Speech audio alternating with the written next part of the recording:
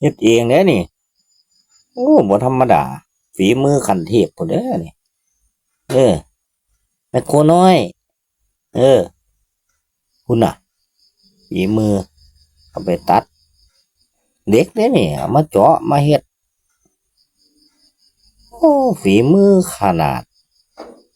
อันน่ะเฮ็ดเป็นตัวตัดมันได้บาดนี่ก็ตีนตะขาบขี้เข็บสั่งซื้อเอามาบ่มีจังไดหรือว่าได้เฮ็ดเอาอีกเฮ็ดเอาเบิดเด้เครื่องก็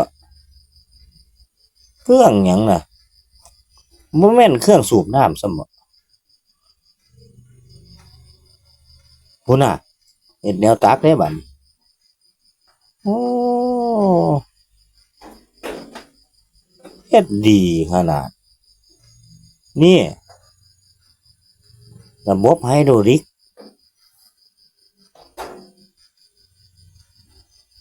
โอ้พุ่นน่ะเอาเข้าไปนี่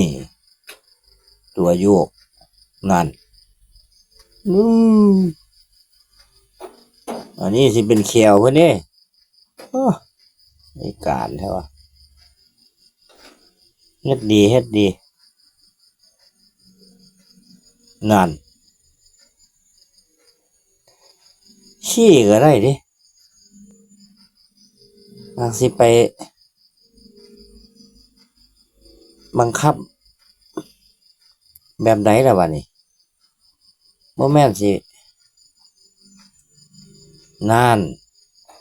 ใส่รีโมทพุ่นเด้นั่นโอ้ของแท้แล้วนี่พูดน่ะเอ้าโอ้คักนุ่นเป็นไดตักน้ำอยู่ในข้างสระเลยเดี๋ยวคักดิน